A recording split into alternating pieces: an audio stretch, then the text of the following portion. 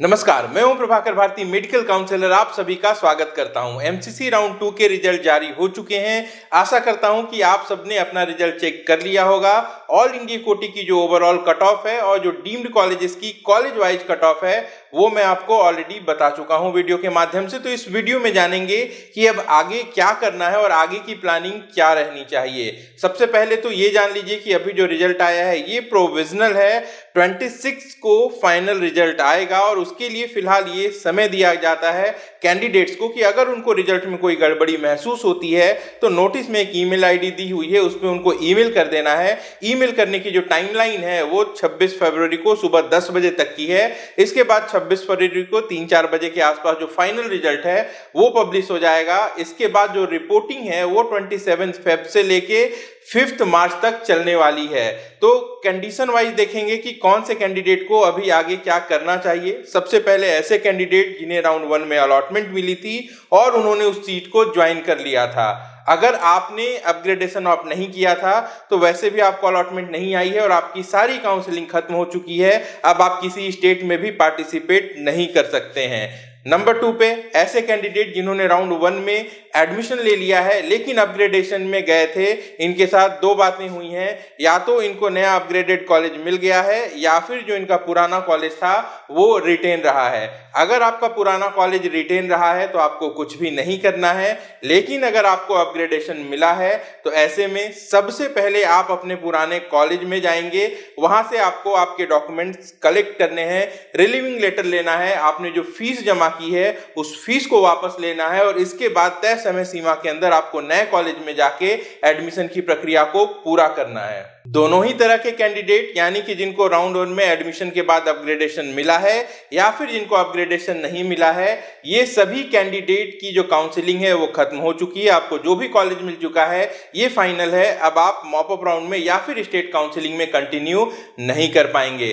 Third condition में उन candidates के बारे में बात करूंगा जिनको राउंड 1 में सीट मिली थी, उन्होंने फ्री एग्जिट ले लिया था लेकिन अब राउंड 2 में उनको फ्रेश अलॉटमेंट हुई है। ऐसे में उनके पास दो ऑप्शन है, वो अलॉटेड सीट को या तो एक्सेप्ट कर सकते हैं या फिर उसे रिजेक्ट कर देंगे। अगर एक्सेप्ट करेंगे तो आपको कॉलेज को विजिट करना है और वहां पे जाके एडमिशन की फॉर्मेलिटीज पूरी कर लेनी है।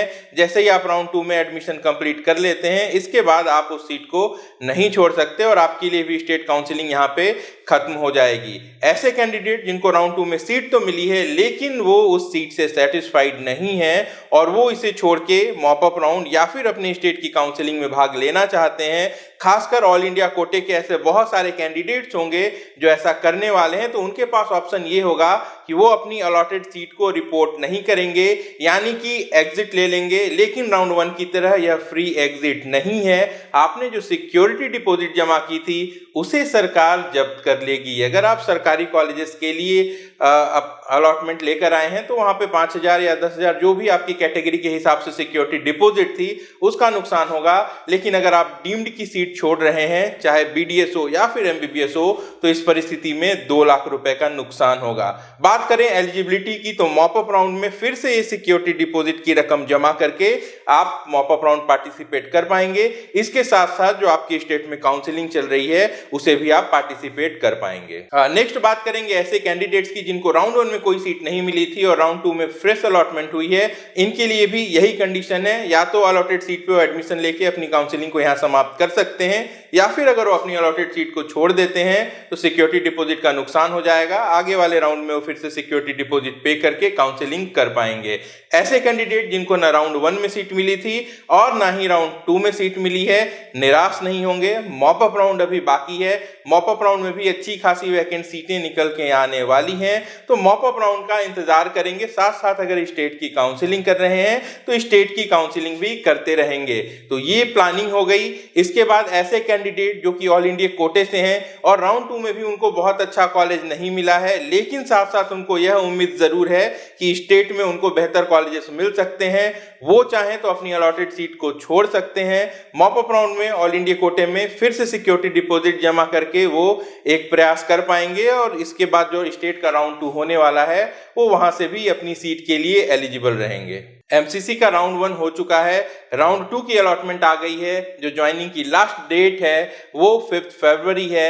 ऐसे में 2 राउंड और बचते हैं एमसीसी के, एक मॉप अप राउंड है और दूसरा स्टे मॉप अप राउंड है। लेकिन एक बात यहाँ पे ध्यान रखेंगे कि जिन लोगों ने अब तक रजिस्टर नहीं किया है उनके पास जो अंतिम मौका होगा एमबीबीएस के लिए रजिस्ट्रेशन करने का वो मॉप अप राउंड में होगा। जो स्टे मॉप अप राउंड होता है यहाँ पर कोई भी फ्रेश रजिस्ट्रेशंस नहीं होती हैं। इस बात को ध्यान में रख के मॉप अप राउंड की प्लानिंग करेंगे।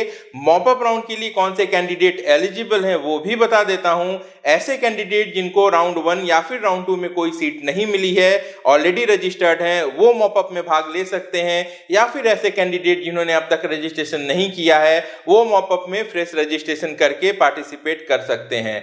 ऐसे कैंडिडेट जिनको राउंड 1 में सीट मिली थी उन्होंने फ्री एग्जिट ले ली, लेकिन राउंड 2 में कोई सीट नहीं मिली है, वो भी मॉप अप पार्टिसिपेट कर सकते हैं। ऐसे कैंडिडेट जिनको राउंड 1 में सीट मिली थी उन्होंने फ्री एग्जिट ले लिया, या फिर राउंड 2 में जिनको फ्रेश अलॉटमेंट हुई है और उसके बाद वो exit with 4 feature of security deposit option पे जाते हैं, यानी कि अलॉटेड सीट को रिपोर्ट नहीं करते हैं, तो वो भी मॉप अप राउंड में फ्रेश सिक्योरिटी डिपॉजिट जमा करके पार्टिसिपेट कर सकते हैं। कुल मिला के आसान भाषा में ये समझ लीजिए कि ऐसे कैंडिडेट जो कि एमसीसी की राउंड 1 की काउंसलिंग में या फिर राउंड 2 की काउंसलिंग में एडमिशन ले चुके हैं उनके लिए मॉप अप राउंड नहीं होता है, क्योंकि राउंड 2 से मॉप अप राउंड में कोई भी अपग्रेडेशन का प्रावधान नहीं है और मॉप अप राउंड से स्टे मॉप अप राउंड में भी अपग्रेडेशन नहीं होता है।